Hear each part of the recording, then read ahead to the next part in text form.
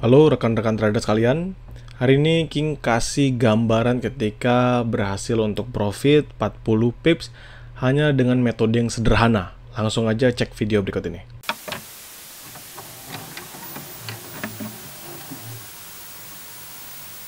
Oke, jadi King live trade ya di tanggal 5 kemarin. King juga share.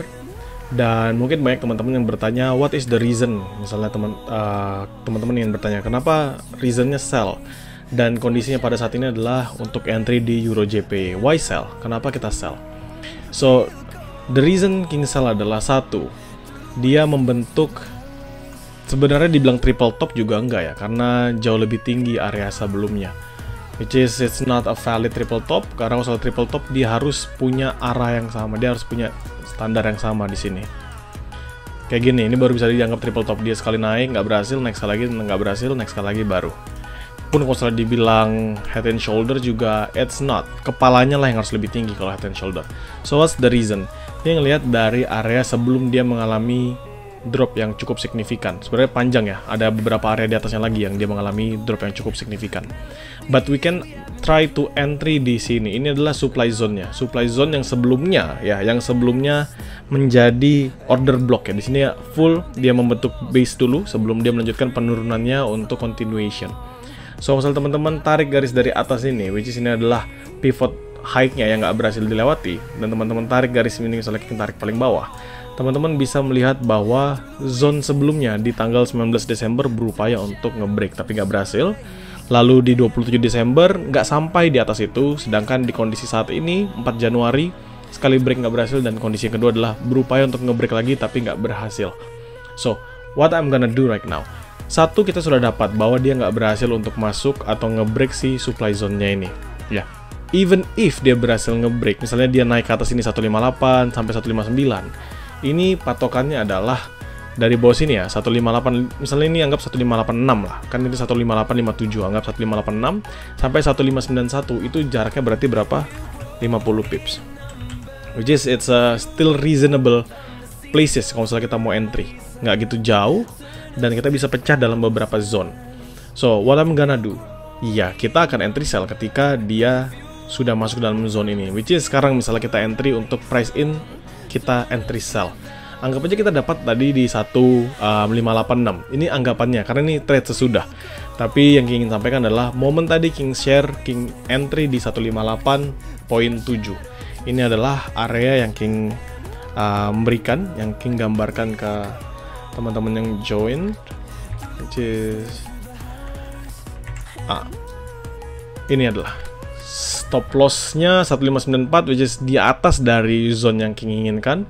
1587, 1589 price in di dalamnya. So entry King dapat di berapa? 1587, yes, King dapat di 1587.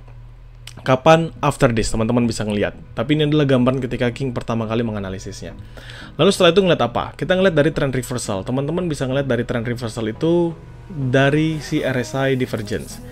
Di sini teman-teman perhatikan mengalami bear, ya, mengalami penurunan. Ini tidak sesuai dengan price yang terbentuk, di mana price yang terbentuk adalah mengalami peningkatan. Artinya ada apa? Ada divergence. Price tidak menyerupai dari apa yang harusnya ada di RSI divergence indicator. Apakah selalu harus ngikutin price terhadap RSI divergence? No, karena RSI divergence ini sifatnya lagging. Tapi dia bisa menunjukkan kita gambaran akan terjadi suatu reversal.